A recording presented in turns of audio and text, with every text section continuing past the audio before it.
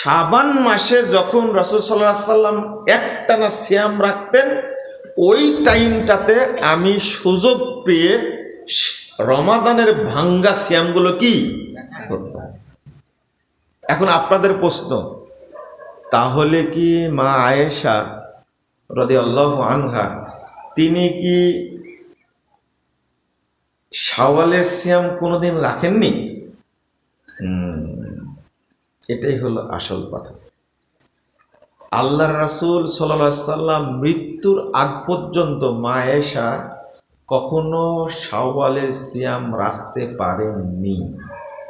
শুধু তিনি না, তার আরো স্ত্রীদের কথা হাদিসে আসছে রাখতে পারেননি। এটা ফতহুল বারীতে খুব সুন্দরভাবে উল্লেখ করেছেন। আমরা ওই হাদিসটা নিয়ে এসে উল্লেখ করি যে মা আয়েশা যেহেতু শাবান মাসে রাখতেন ভাঙ্গা সিয়াম, অতএব আমরা সারা বছর রাখতে পারবো। কিন্তু হাদিসের বুঝটা সঠিক না। কারণ নবী মুহাম্মদ সাল্লাল্লাহু আলাইহি ওয়াসাল্লাম তিনি যখন থাকতেন মা আয়েশা রাদিয়াল্লাহু আনহার কাছে, হাদিসের শব্দটা হলো, আমি ওই হাদিসের রেফারেন্সটা বলার জন্য সহিহ বুখারীর 1950 নম্বর হাদিস, ভুলে গেছিলাম, সহিহ বুখারীর 1950 নম্বর হাদিসের ব্যাখ্যায় ইমাম ইবনু হাজার আসকালানী রহিমাহুল্লাহ তিনি এই জায়গায় উল্লেখ করেছেন অনেকগুলো হাদিস নিয়ে এসে যে মা আয়েশা রাদিয়াল্লাহু আনহা আল্লাহর রাসূলের ব্যস্ততার কারণে, তার সাথে থাকার কারণে তিনি রাসূলের মৃত্যুর আগ পর্যন্ত শাওয়ালের সিয়াম রাখতে পারেননি। এই জন্য তিনি রাখতেন কখন? যখন আল্লাহ রাসূল একটানা শাবান রাখতেন, তখন ওই ফাঁকে রমাজানের ভাঙ্গা সিয়ামগুলো কি রাখতেন। কথা কি বোঝা গেছে? এখন বলবেন যে কেন রাখতে পারতেন না, তাই না? কি এমন ব্যস্ততা ছিল বলেন তো? নফল সিয়াম জরুরি না স্বামীর খেদমত জরুরি? হ্যাঁ, আবার মহিলারা খেপে যায় না আমার উপরে। মহিলাদের স্বামীর আগে একটা কাজ আছে, শুধু মহিলাদের জন্য স্বামীর আগে একটা কাজ আছে, সেটা হলো ফরজ সালাত। মহিলাদের আর দ্বিতীয় কাজ নাই স্বামীর উপরে কিছু করার। কথাকে বুঝতে পারলেন? এবার স্বামী এমনকি বাচ্চা কাচ্চা মানুষ করাও না, প্রয়োজনে বাচ্চাকে দত্তক দিবে, দত্তক দেবে বুঝেন তো, দুধ খাওয়ার জন্য দিবে অন্যজনকে, হ্যাঁ, কিন্তু স্বামীর হক নষ্ট হয় এমন কোনো কাজ করতে পারবে না। কিসের তাহাজ্জুদ আপনার, কিসের নফল সিয়াম, কিছু করতে পারবে না। আগে স্বামীর কাছে কি নিতে হবে? অনুমতি নিতে হবে। এমনকি আপনার শ্বশুর মারা গেছে, মরে পড়ে আছে, স্বামী অনুমতি না দিলে তার বাপকে দেখতে যেতে পারবে না। অসুস্থ হয়ে পড়ে আছে, স্বামী অনুমতি না দিলে যেতে পারবে না।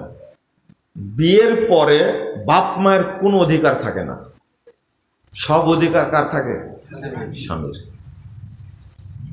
আমরা একটা লম্বা ফতোয়া দিয়েছি, কিছু কিছু মহিলা আমাকে ফোন দিয়ে বলছেন, আপনি এই যুগে এই ফতোয়া পেশ করলেন কেন? আমি বললাম যে ফতোয়াটা এই যুগের কিনা, আমি শুধু অনুবাদ করে দিয়েছি। ফতোয়া তো এই যুগের না, ফতোয়া রাসূলের যুগে, এই যুগের না। এজন্য মহিলার আমাকে গালিও দেয়। অবশ্য কিছু দিনী বোন আছে, তারা বুঝে, আলহামদুলিল্লাহ। তাহলে কি বলছিলাম মনে আছে?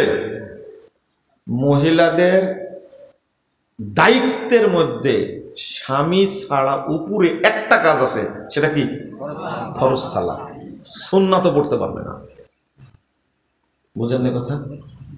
এরপরে স্বামী, এরপরে কি? স্বামী।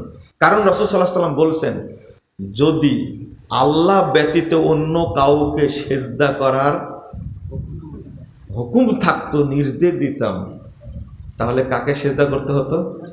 স্বামীকে। আমি জানি যে বক্তব্য রেগে যাবে, কিন্তু কথাটা তো বলা লাগবে, তাই না? তো নফল সিয়াম রাখবেন আগে। আয়েশা রাদিয়াল্লাহু আনহা না নবী সাল্লাল্লাহু আলাইহি ওয়াসাল্লামের সাথে থাকবেন? কখন যে আল্লাহ রাসূল আসবেন এটা কি জানতেন? এই জন্য তিনি নফল সিয়াম করতে পারতেন না। কিন্তু রাসূলুল্লাহ সাল্লাল্লাহু আলাইহি ওয়াসাল্লাম করতেন শাবান মাসে একটানা সিয়াম রাখতেন।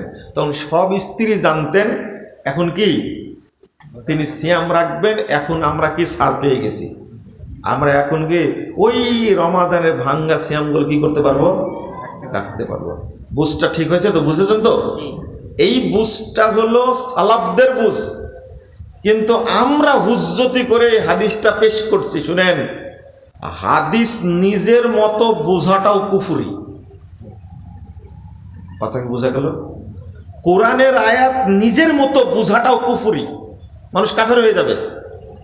হাদিস নিজের মতো বোঝাটাও কুফরি। হাদিস বুঝতে হবে যেভাবে বুঝেছেন